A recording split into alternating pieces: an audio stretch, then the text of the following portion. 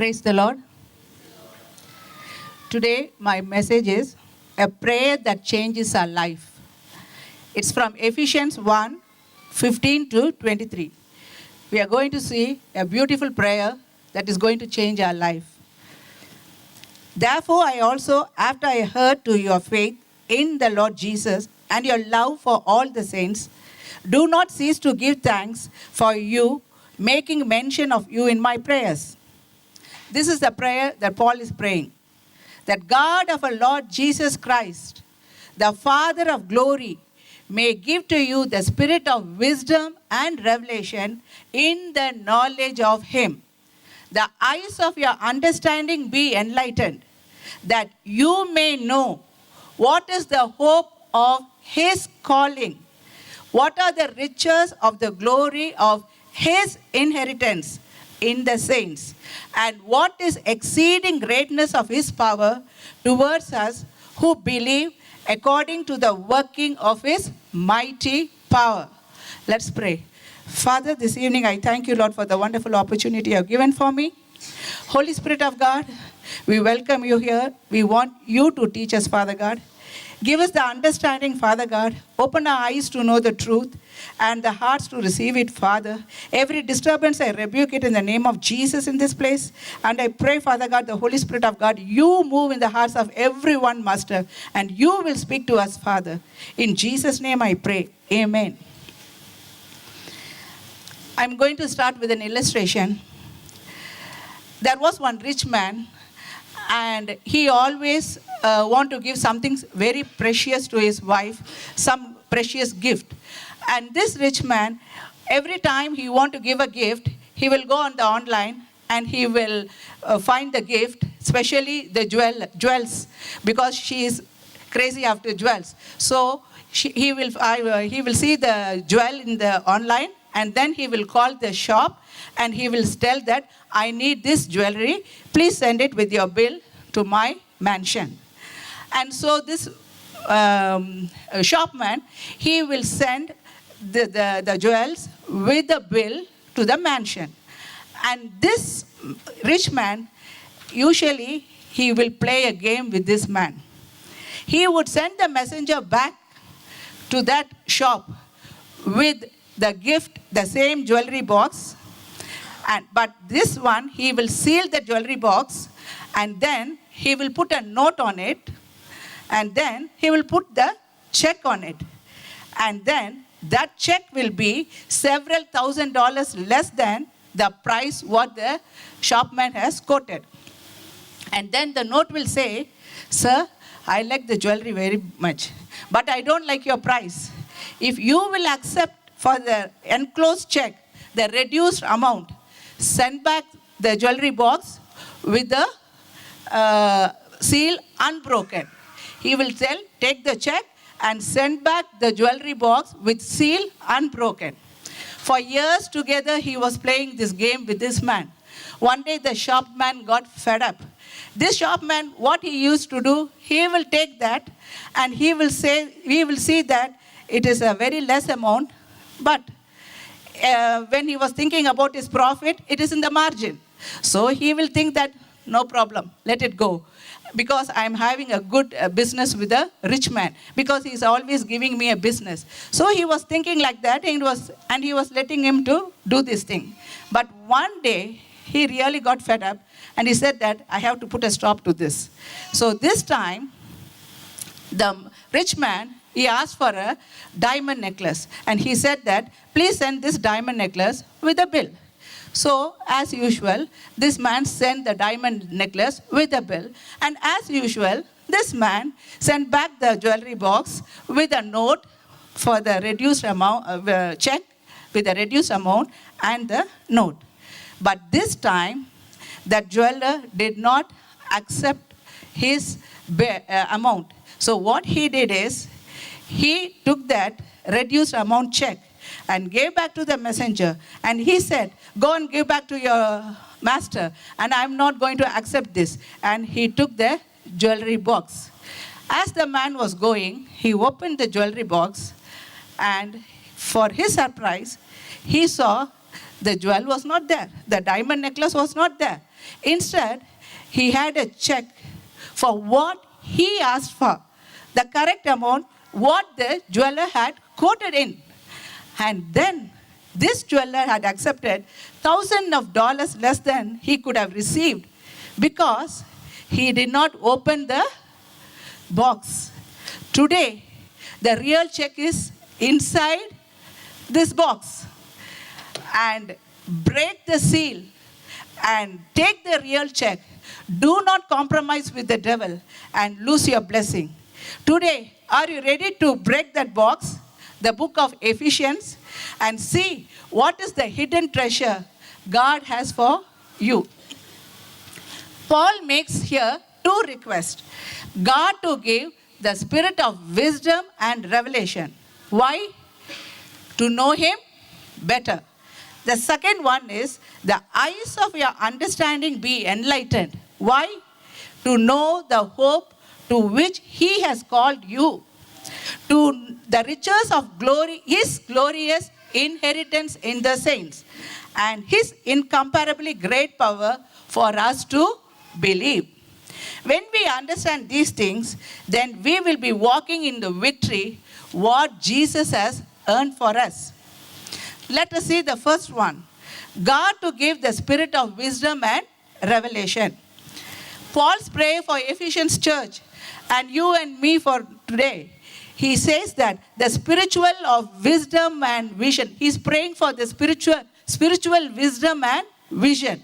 These are the two gifts that the Holy Spirit is giving for every Christian, for every believer. The Spirit brings power into your life.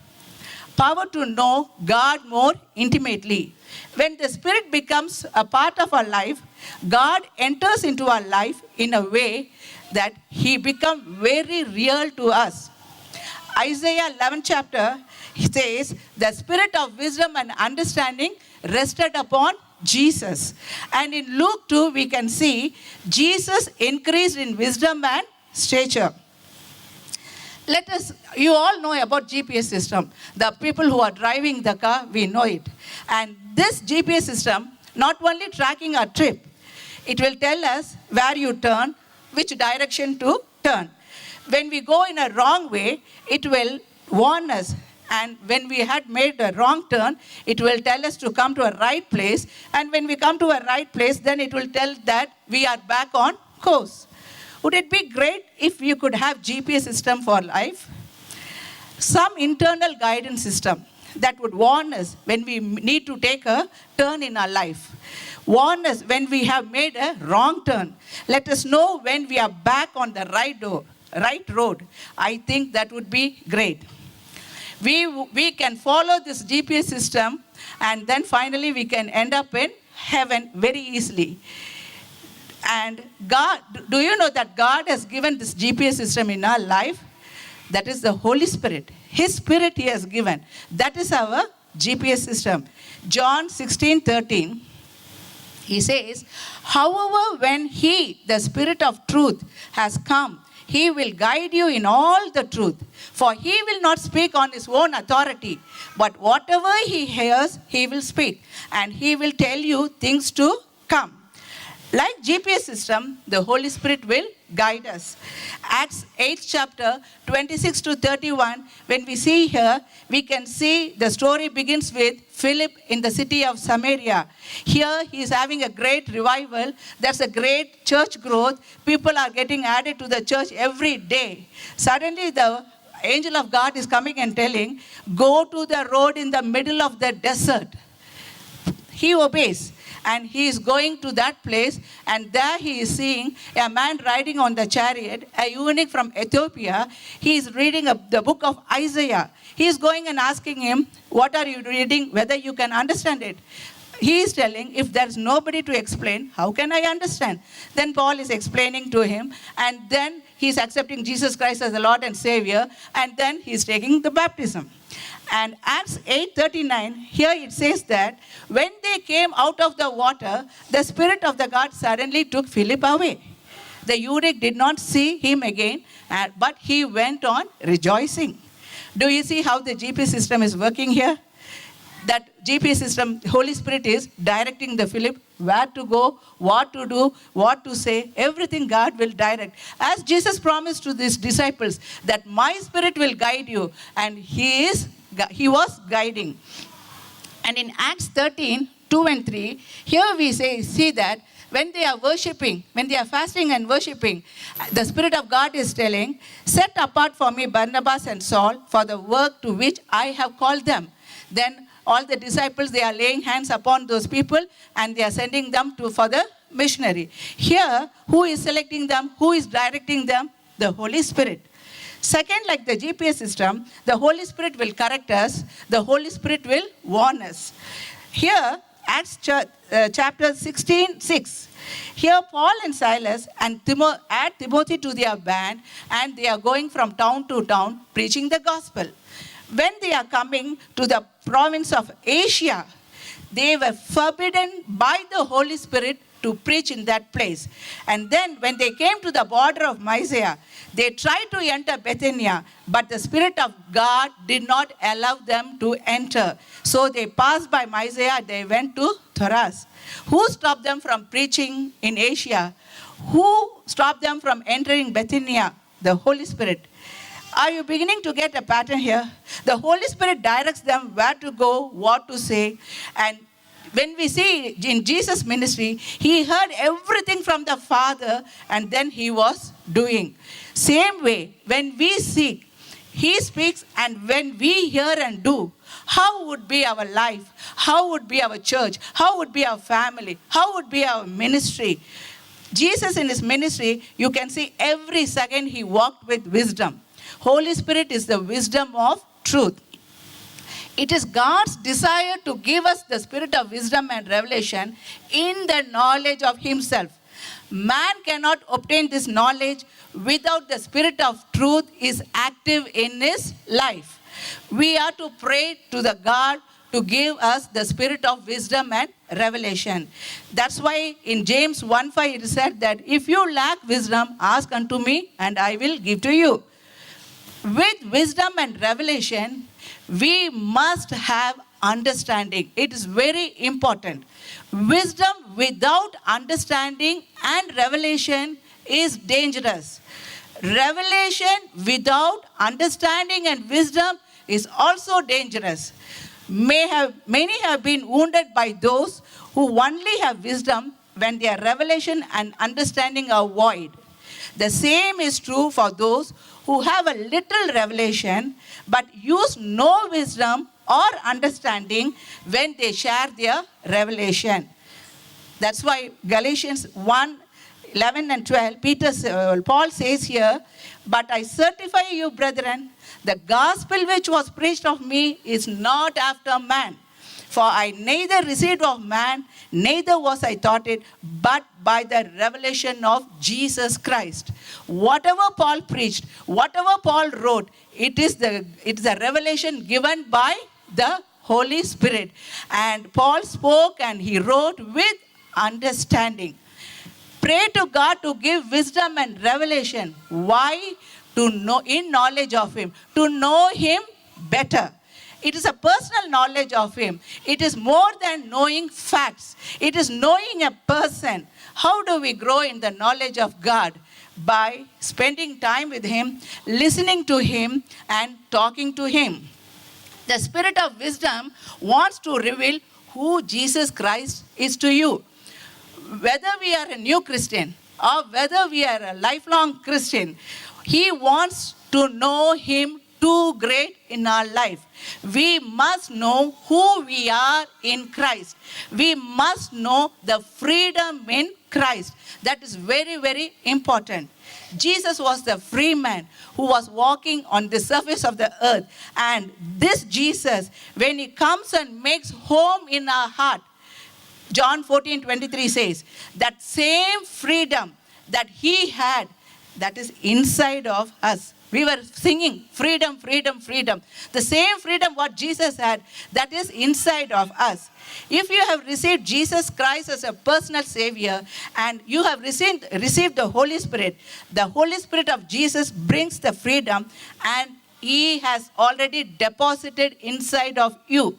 But many of us, we have the freedom inside, but not outside yet. It is like a man standing and holding a prison bar, and he wants to be free. He is very anxious. He is desperate to come out of that place. And he could not see a door open behind him, and the light was flooding through it because he was facing the wrong side. Many of us are like that.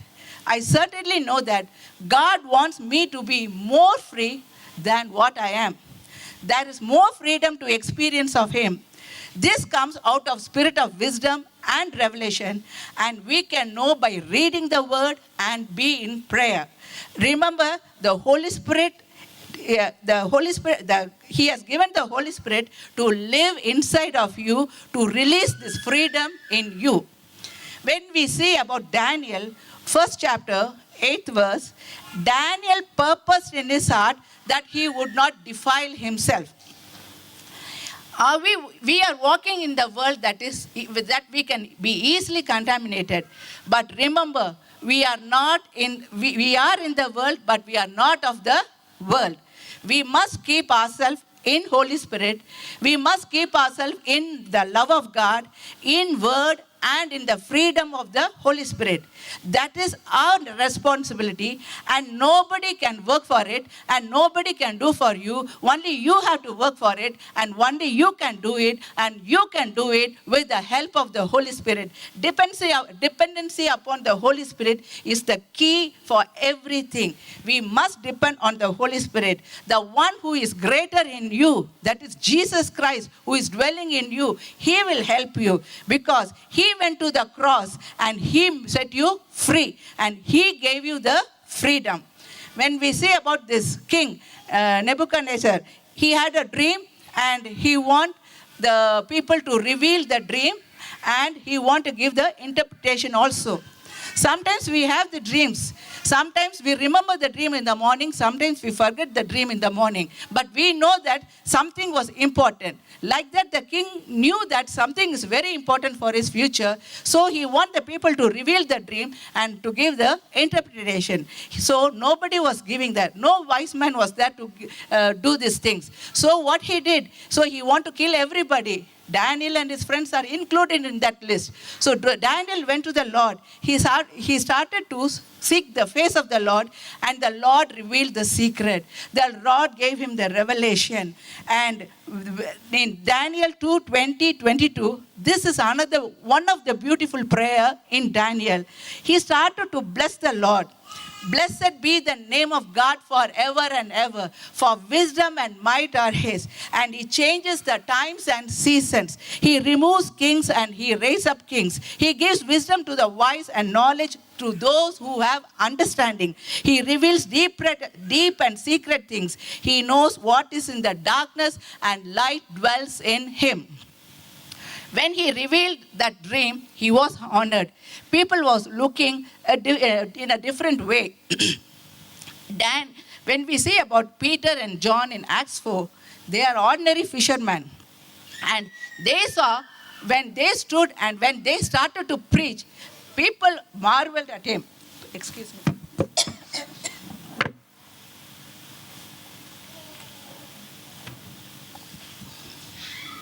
When they started to preach, people marveled at him. People were thinking from where they got this wisdom and revelation. If you and me walk in that wisdom and revelation, people in the family, people in the church, people in the workplace, people in the city will see you something that is something different about you. And our prayer for ourselves and for others should be for increased wisdom and vision, leading to a closer relationship to God.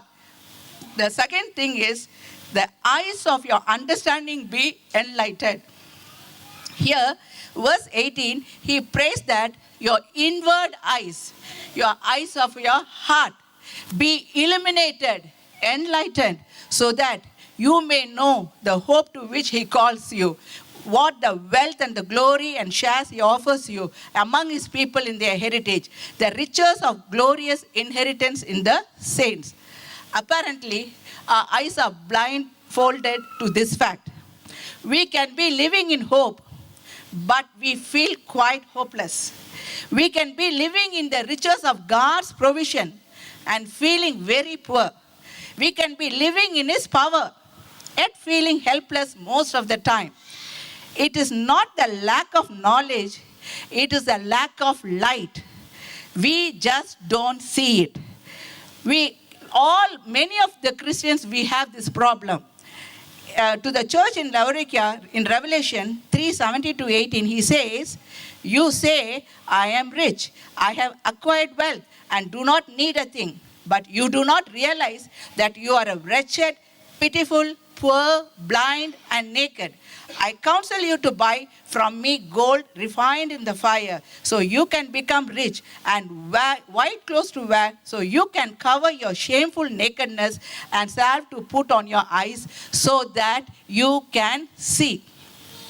Paul has to pray the eyes of the heart be enlightened. God has revealed all the truth we need. What is needed? That our spiritual eyes must be open to it. Watchman Nee says, knowledge is absolutely different from light. Those who have light, they are sure to have knowledge. But those who have knowledge do not necessarily have light. Because we can see the Pharisees and the scribes, they knew the scripture, but they did not recognize Jesus was standing before them. They have knowledge, but they were still in darkness. We need the light. Today our prayer must be, Lord, give me the light. I need that light. Without illumination from God, we cannot understand things of God.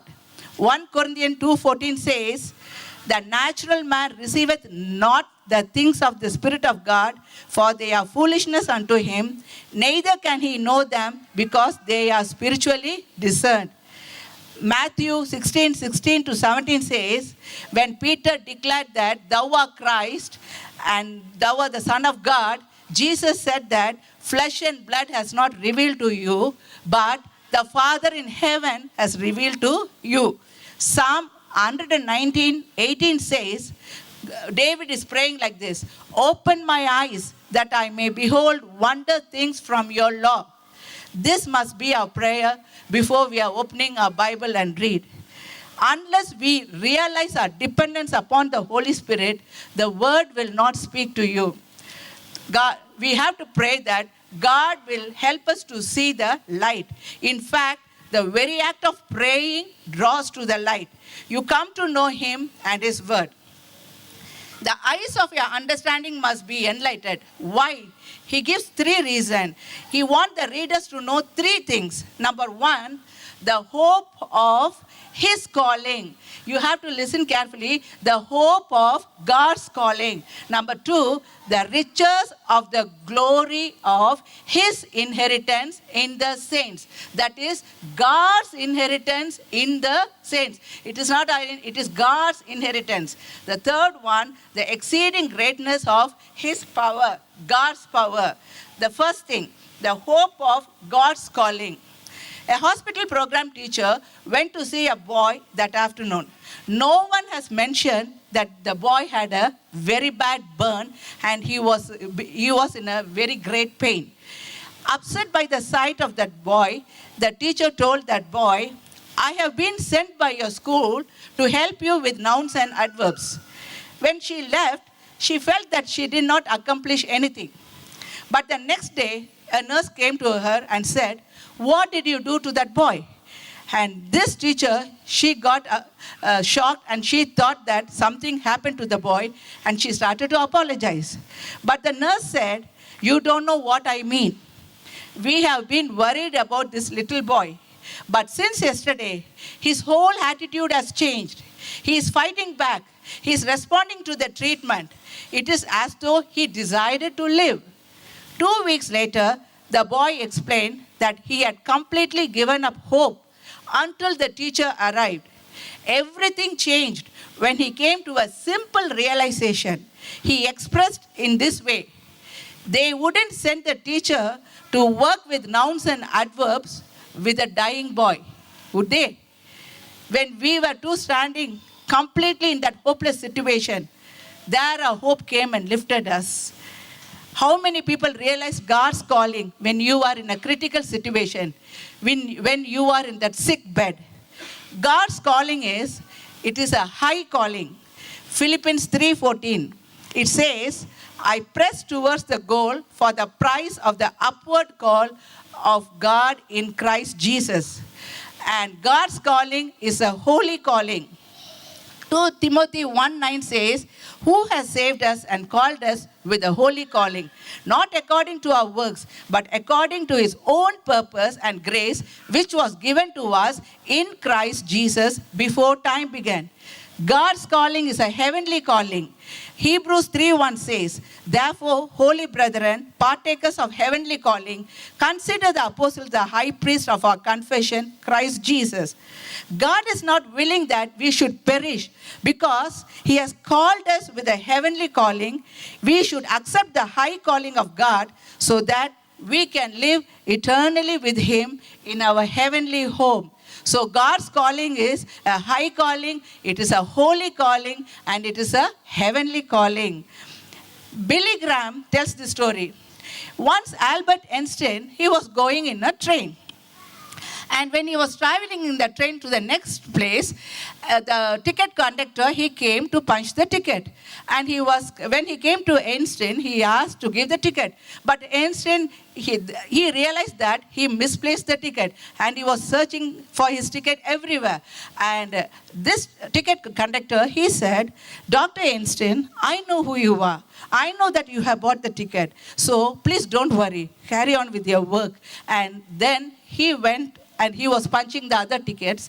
And when he was about to go to the next compartment, he just had a look and he saw Dr. Einstein was still searching the ticket. So he came to him and he said, Dr. Einstein, please don't worry about it. I know who you are. Einstein looked up and said, I do know who I am. What I don't know is where I am going. Regarding the salvation and assurance, there are three groups of people. Number one, those who are secure but not sure. They are saved but lack of assurance. Number two, those who are sure but not secure. They profess to be saved but really not. Number three, those who are sure and secure. Let us examine ourselves on which category we are standing now. Sometimes when we are in the airport, we can see two different kinds of passengers. The one who is holding the confirmed ticket and then one who is holding the standby ticket. We have a lot of experience with that.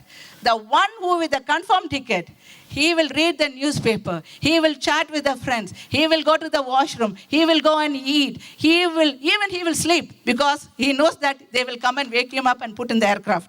Okay? He is not worried about it because he knows that surely he is going in this flight. But poor thing, those who are on the standby ticket, they will come before 3 hours. But they will go to the counter. They will hang on to the counter only. And they will keep on looking at his face when he is going to call, when he is going to tell there is a seat for you. They will not even, it is so urgent, they will not go to the washroom. They will not, if they are hungry also, they will not go and eat. Because hook or crook, they want to travel. So this is caused by the confident factor. If you knew that in 15 minutes, if you would have to stand in the judgment before the holy God and learn your eternal destiny, what would be your reaction? Would you say, well, God is going to say that, welcome my child, come and inherit the kingdom of God, or depart from me, I don't know you. There also we will be standing and looking at God's face like the standby tickets holders only. What he is going to say. What he is going to say. How can we have assurance of election and calling? How do we have the assurance of our salvation? What is that shows how to have full assurance that when we die, we will go to heaven? 2 Peter 1:10 says, but even more diligent to make your calling and election sure. But he proceeds in the word, he says, therefore, basing upon the rest of what he talked about in verse 5, 6, and 7, he's telling, add to your faith virtue.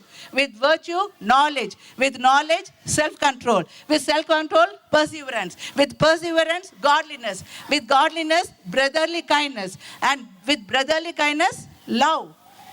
To make your calling and election sure. Verse 8 says, if these things are yours and abound, you will neither barren nor fruitful in the knowledge of Lord Jesus Christ. And 9 says, if you lack these things, is short-sighted, even to the blindness, and has forgotten that they are cleansed from his old sin. In other words, based upon your desire to add these qualities in your life, make your calling and election sure. Now I'm going to say something that sounds a little stronger, but it is the scripture says like this. It is not a profession of faith that guarantees that we are saved. It is our progression in faith that gives us that assurance. I repeat, it is not a profession of faith that guarantees that we are saved. It is our progression in faith that gives us that assurance.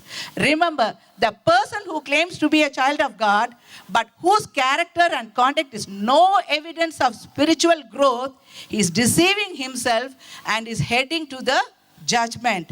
Ephesians 4, 1-3 says, as the prisoners of the Lord, I urge you to live a life worthy of calling. We have to live a life worthy of his calling, what we have received.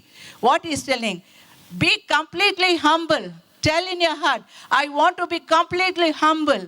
Be gentle, be patient, bearing with one another in love. Make every effort to keep the unity of spirit through the bond of peace.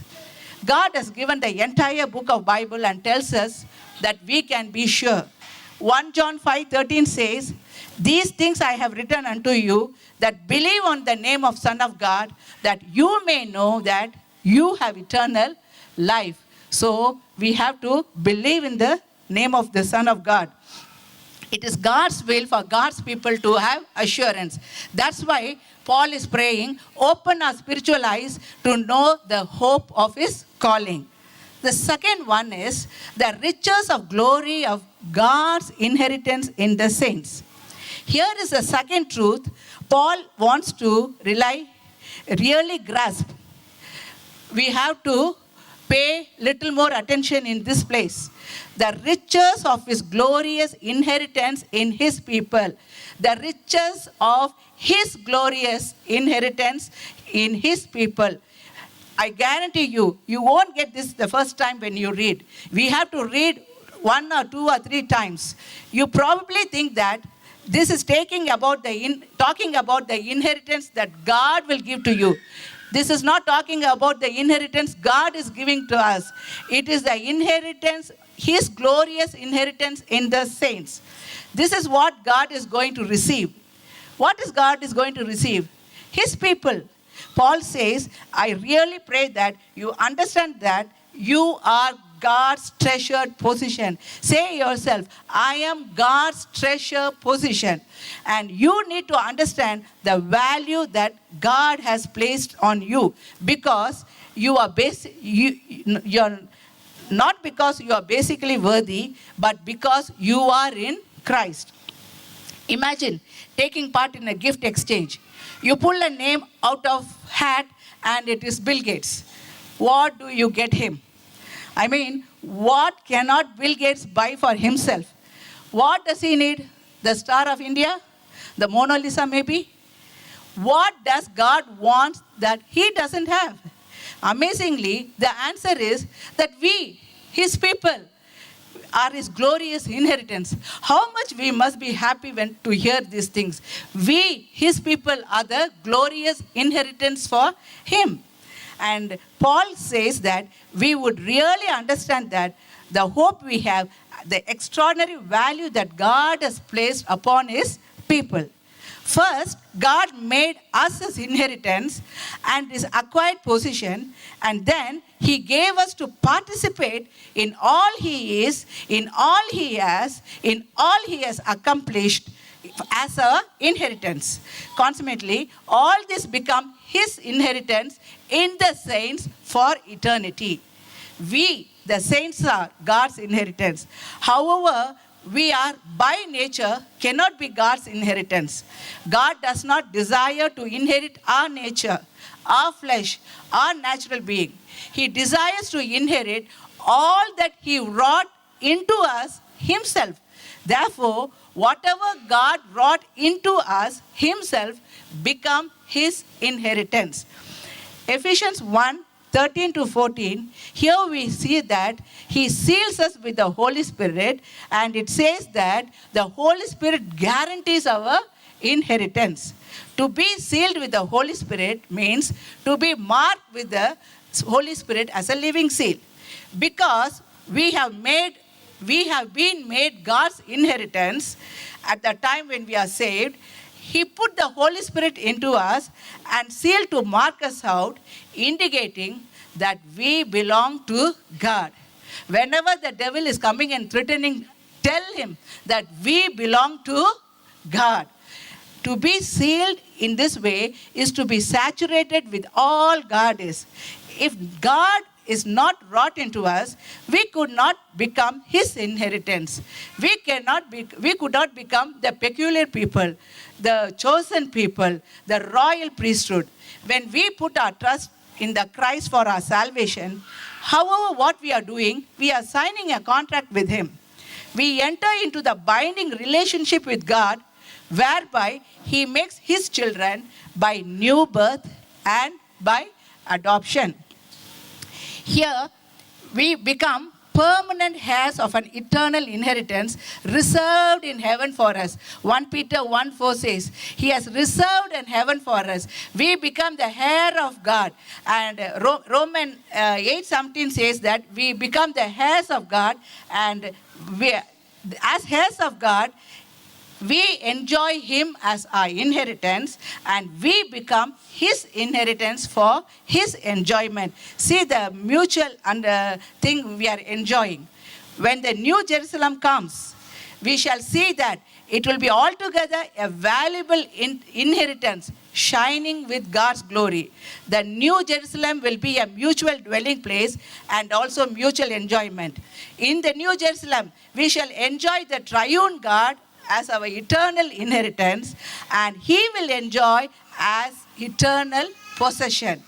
So that's why Paul is praying, open their eyes to understand, open their heart to understand, to know his riches in his glory, his glorious inheritance in the saints. So the next one is the exceeding greatness of God's power. Ephesians 1:19 says, and what is the exceeding greatness of his power towards who believe, according to the working of his mighty power. Let us see the demonstration of God's mighty power. It is a resurrection power. It is an ascension power. It is an exaltation power of Christ. Christ has enlivened from the dead, elevated to the heavenliness, and exalted above all. These are the demonstration of the mighty power, and that mighty power is available for each and every one of his children. And first, let us see about the resurrection power. Verse 19-20. The power of God is like the working of his mighty strength, which is exerted in Christ when he raised him from the dead and seated him at his right hand in the heavenly realms. The power which raised Jesus Christ from the dead, the same power God has given to us. He has not given a less or more power, but the same Spirit he has given into us. And that power, it raised from the death of our sin, and it gives the power to, it gives a life to us. Just hearing and talking about Christ's resurrection power, that will not be enough. It needs to be real in our life, and we have to experience in our life. When we see in John, when Jesus met the woman at the well, what happened? The woman's life changed. And this woman is going to the town and he is telling about Jesus. And the people are hearing that one and they are coming to see Jesus. And Jesus is going there and staying there for 2 days. Here in John 4:42, the people says that, now we believe not because of your saying, for we have heard him ourselves and know that this is indeed the Christ, the Savior of the world. Now we know for ourselves. They said, we also need to really know for ourselves. I know you will not be completely convinced through the preacher or through the friends or through the family members, but you need to know and experience the power of Christ in your life. Then you will say, now I believe, not because of your saying, for we had heard by ourselves. We need to walk the walk for ourselves, not just talk the talk. We need to be the participators, but not the spectators. If the cross is the highest display of God's love, then the resurrection is the highest display of God's power. This power is permanent and eternal. This power is different from the God raised Lazarus from the dead. And it is different from Elijah who raised the dead boy. And because they again, these people, they died. It was temporary. But when God raised Jesus, it was permanent. The power that sustains the life is eternal. 1 Corinthians 15:54-55, Paul says, death has been swallowed up into victory. O death, where is your sting? O Hades, where is your victory? This is the power that is against sin, death, and devil that is available for us. Ephesians 2:1. The resurrection power works best in the cemetery atmosphere where death reigns. I repeat, resurrection works best in graveyard. If you are living in a spiritual, everything is lost, and surrounding you, everything is lifeless. You need this resurrection power. This resurrection power, it will save you and it will bring you life. The next one is the ascension power or reigning power. The power that is available to every Christian today is the reigning power. Verse 20 says, he set him on his right hand in the heavenly places. The person who was treated as a criminal on the surface of earth was elevated by God to the throne of universe. His redemption work was finished. He has defeated sin, death, and Satan. Verse 21 tells us he was elevated far above all principalities, the power, the might, and the dominion. Whatever you can say, the leaders of the world, the leaders of the underworld, satanic force, demonic force, good angel, bad angel, he is above everything. And that power that accomplished his elevation is resident in you and me. The next one is the exaltation power. Verse 22 says that God has put all things in subjection under his feet. We are not struggling to win. We have already won. The only fight which is lost is that we give up. So today, don't give up. Jesus walks over everything you and I fear. What Jesus walks over, we don't have to walk under. Luke 10:19 says, behold, I give unto you power to tread on serpents and scorpions and all over the power of the enemy, and nothing shall by means hurt you. He put everything under his feet. Some people, they will spend so much money to go and have a dinner with a great person or a very famous person. But you and me, Christians, what should we think about our seat of privilege, power, purpose, etc., with Christ in the heavenlies? Bible scholar James M. Gray, when he was a young Bible teacher, he became deeply impressed by the peace and the spiritual pies of a friend.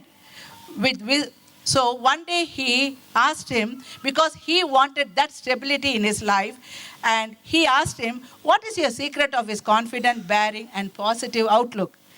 He said, all this started when I started to read Ephesians. This man really, because this Bible teacher, he read Ephesians many times, he preached on Ephesians many times, and so he was not happy about this answer. Then this man said, and you see, one day, one of the vacation, I forgot to take my Bible, so I had only a small book of Ephesians, edition of Ephesians. When I took that one, I went home, I went to the place, and I started to read the chapters. When I started to read of all the 6 chapters, then something told me to read it again. So I started to read it again, and again I want to read it, and like this 15 times I started to read.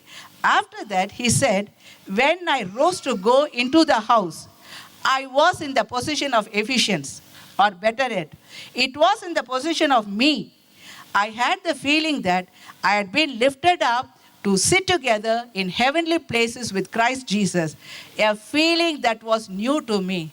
That's why today I have this confident bearing and positive outlook. So today, if you want this, go home and keep on reading the book of Ephesians.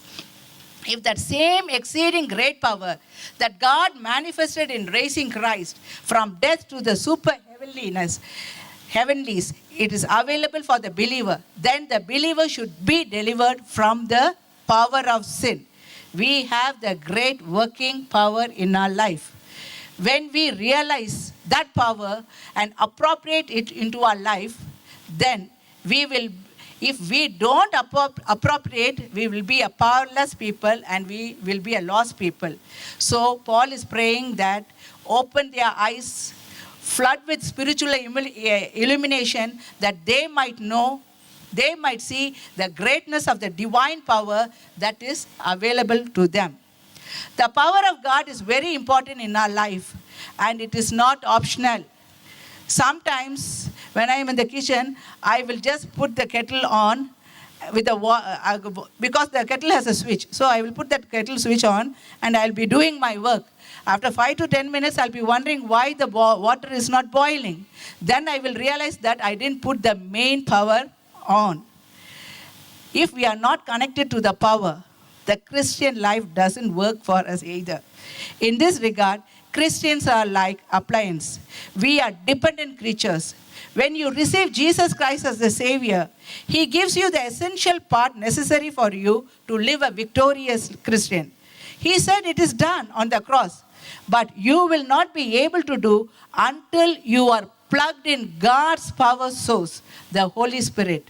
When we recognize and receive that power that God wants to release in and through us, our life will be powerful, our life will be productive for Him. How we will receive this power? Not by intellectual perception alone, but by contact and relationship. Paul, in verse 19, he says, towards us who believe. So this power is not exclusive or elite power. It is available for even for the simplest believer. The key in this word is believe. Faith is the noun and believe is the verb. But both will give the same idea. Following the kettle analogy, faith is the switch we push to release the power of God in and through our life. Don't fear, doubt, fear, skepticism will short circuit the power in us. So don't allow them. So each Christian is not only the reception of God's power, he is also to be a point where he released the God's power. Christians are not storage batteries for God's power. They are the transmission stations for God's power. Matthew 9:29 says, according to your faith, be it unto you. You will have all the power of God that you will make room for. The only limit is the capacity of your faith. Wherever faith links with the believers to the Lord Jesus, nature begins to flow in the waiting, expectant heart, and then it will flow towards all the saints and towards the surrounding world, to all the lost people. The power is for us. Pray, be connected, then the Spirit of God will flow mightily in your life. And concluding this way, Another illustration. Martin Luther once he was so depressed over a prolonged period. One day his wife came downstairs wearing all black dress. Martin Luther said, "Who died?" She said, "God has." He said, "God hasn't died." To which she replied, "Well, live like that, act like that." So today, be strong. Pray that God will constantly enlighten us through His Spirit about His promise. Be strong. Claim the promises for yourself. It is for you and it is true and nothing can change the plan of God. Be strong. You have faith in God despite what you see around you.